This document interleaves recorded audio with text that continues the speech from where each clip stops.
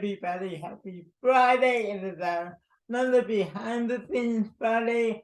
My background is everything, everywhere, all at once, because we're going to look at how they did some of the amazing fight choreography for everything, everywhere, all at once. This is actually going to be part one, because next week in my Wednesday class, I'm introducing a brand new class I'll be doing a couple Wednesdays a month.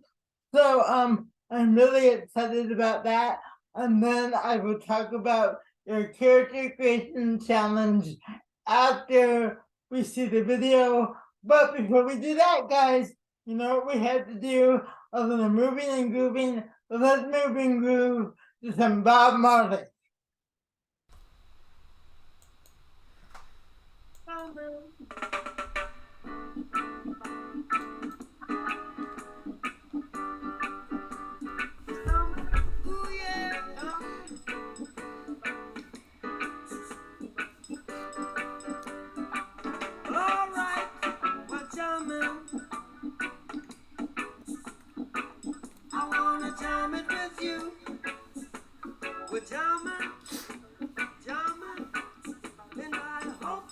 Hey guys, let me just get that energy going, guys.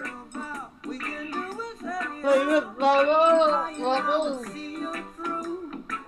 Cause every day we pay the price for your love sacrifice. We're charming till the charm is through. We're charming. To think that charming was a thing of the past. We're charming. And I hope this time is gonna last. No bullet to stop us now. We need to beg, no, we won't bow. Neither can be bought now, so we all defend the right. Child, the children must unite. For life is worth much more than gold. We're charming, charming, charming, charming, and we're charming in the name of the Lord. We're charming, charming, charming, charming, we're charming right straight from your, yeah. Holy Mount Zion, Holy Mount Zion. Just see that it rules all creation. All right, guys, good moving and grooving. It was the 1977 Bob Marley. We're jamming. I'm in the 77 mood today. So, anyway, our video today, our behind the scenes video, is going to be looking at how they did some of the fight choreography for Everything Everywhere All at Once.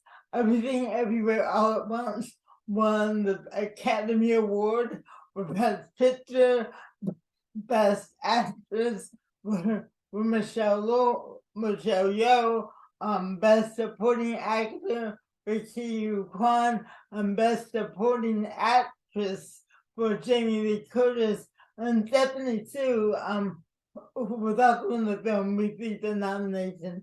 Great film, I loved it. So, we're going to look at the video for the choreography and our behind the video class today, behind the scene class today, and then I'll see you on the other side. In this 3-second shot from Everything Everywhere All at Once, Ke Huy Quan pulls off 5 distinct moves with 0 cuts. Compare that to this 3-second shot from 2011's Colombiana, where you see the camera cut 11 times. Everything Everywhere drew inspiration from classic martial arts movies, which routinely showcase fights with fewer cuts and camera moves compared to modern Hollywood action movies. We talked to the film's stunt coordinator and fight choreographers to find out how they pulled off some of the movie's most memorable fight scenes. The cast of Everything Everywhere handled most of their own stunts, training in wushu and nunchucks under Li Jing, the wushu world champion. And to help capture iconic kung fu movements, like the flying knee move performed by Jamie Lee Curtis in the stairwell face-off, the team incorporated wires. We're able to get this visual of her floating, doing a flying knee down the stairwell towards Michelle. Wire work, or wire fu, has long been a signature of kung fu movies, with OG Hong Kong films using wires so thin they were invisible on screen, even if they sometimes broke. These wires helped shape the balletic style of movie kung fu, as opposed to the blunt, fast-cutting style of action scenes in other American blockbusters. There is an aesthetic beauty and dance-like quality to the fight sequences that you see in Hong Kong actions. Thanks to modern visual effects, Everything Everywhere actors wore thicker, safer wires that could get erased in post. And these helped emphasize exaggerated hits and reactions, like here, where Michelle Yeoh's pinky finger had to look strong enough to hit someone across the room. It's a great example of that juxtaposition of a seemingly powerless body part, your pinky, blasting people into these just crazy reactions. And we used wires for all of the reactions to that to get this very dynamic reaction out of it.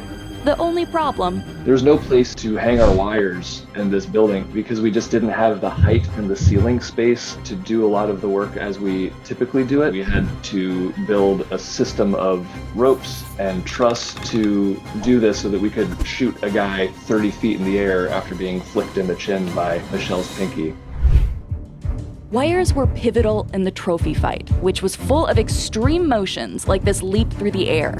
That was Brian Lee, who, with his brother Andy, choreographed the fights in the film, and actually appeared in several of them. The part where I jump through and I'm sailing through the air, slow motion, to emphasize the air time and to emphasize the beauty of it. Another moment that needed wire support? This wide shot where Michelle extracts butt plugs from both of the Lee brothers in slow-mo. Andy is getting pulled by a wire while Brian's suspended up top holding a plank position. You might be noticing a theme here. Characters making weapons out of haphazard objects in the environment, from IRS trophies to computer keyboards. There's a lot of influence from Jackie Chan and his canon of work in that particular portion of the fight sequence. How we use the environment around us to make weapons out of practically anything. A box, a riot shield, pipes. This use of random objects may look scrappy, but it actually involves super detailed choreography. Nailing it all took extensive pre-visualization, where the Lee brothers recorded themselves doing different beats of the fight, then marked through all of the movements with Michelle. One prop called for special attention: the fanny pack, in a scene where Waymond wields this harmless dad accessory as a deadly weapon. Ke Huy Quan did most of his own moves, save for this shot, where thanks to face-swapping technology, Andy could step in for Ke to do that mid-air spin and some of the trickier choreography on the ground. And for shots like where Waymond does all these wraps, the team used a stunt double fanny pack with an elongated 7-foot-long strap that allowed Ke to spin it around more, plus padded zippers so that none of his targets would get cut in the face. So let's do a real fanny pack and 2 cameras. To execute this sequence of moves at the end of the fight, he brought the fanny pack home with him for practice, refining his technique based on wushu rope dart martial arts. It paid off on set when he managed to nail the kick on only his second try.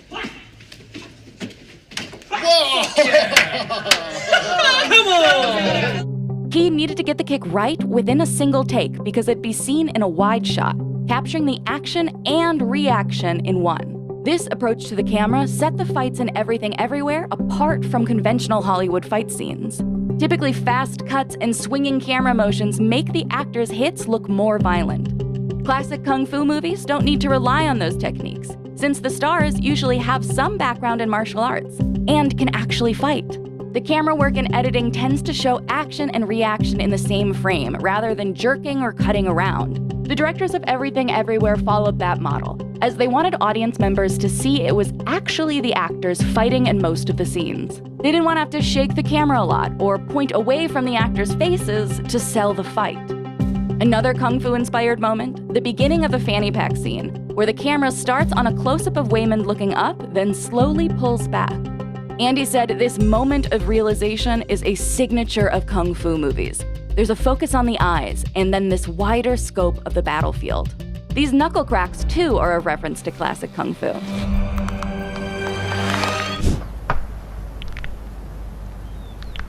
Executing these core kung fu moves perfectly was just half the work on Everything Everywhere.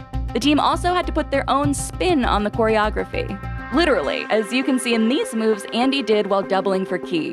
And a lot of those moves, a lot of those sweeping groundwork floor techniques, they don't exist in martial arts. Yeah, that's straight breakdancing. At least not yet. So I implemented that just to add a little more of a modern flair and modern spice to it. Breakdancing, like b-boying, you got a lot of sweeping techniques that you can't find in any martial arts. This hit is also a specialty stunt reaction that you won't see all that often in movies. There was a guy that I brought in for that very final hit where the fanny pack click goes in his nose and he yanks him down. I wanted that to be the most brutal reaction in the entire fight. And the guy does a reaction called a scorpion, where you go from standing to all of a sudden inverted. It looks like you're landing on your face, breaking your neck. And it's a very specialty reaction. Not very many people can do it. The human body is not supposed to bend that. Yeah, it just looks nasty. It looks like a scorpion. That's shit.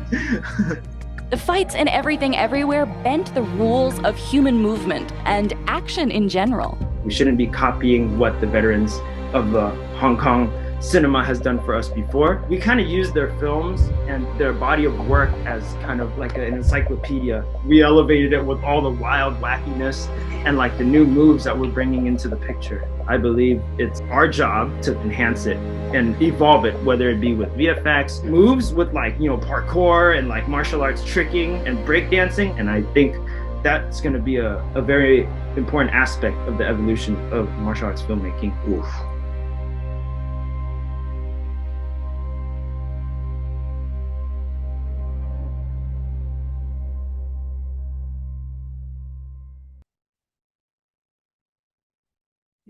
All right, guys, I really hope you enjoyed that.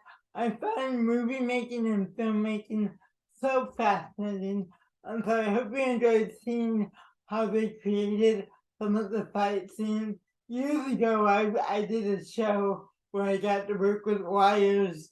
It was a lot of fun, and it was really, to me, what was fascinating is how thin the wires were, yet how strong and heavy they had to be for safety for the actors. So I hope you enjoyed that. Let's go to our character creation challenge.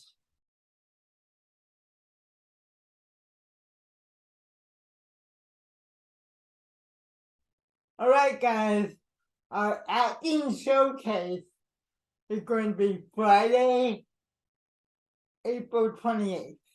That's going to be it, where I put everything together and I show it on Friday, April 28th, as one of my YouTube classes. All right? So for the next few weeks, I'm going to let you to create themes for this showcase. It can be whatever you want. It will be different from the Pick Your Passion.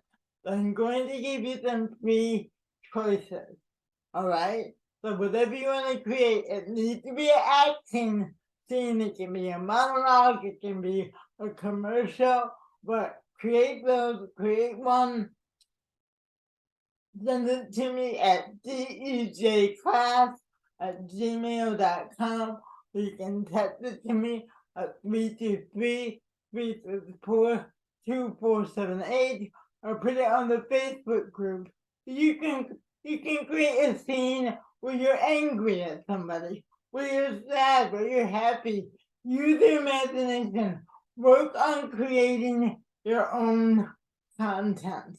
So this is what we're going to be working on the next few weeks, in addition to the other challenges I've given you throughout this year. And again, whatever I receive, I will show on April 28th, okay? And I need to have everything by April 24th, which is a Monday, okay? So, I will talk more about that in my Zoom class, but for now, and again, send your scenes and everything to me at dejclass@gmail.com. Text it to me at 323-334-2478. You can post it to the Facebook group and I'll download it. Alright? So, let's end it the way we began it. with a little bit more moving and grooving. I hope you guys have an amazing weekend.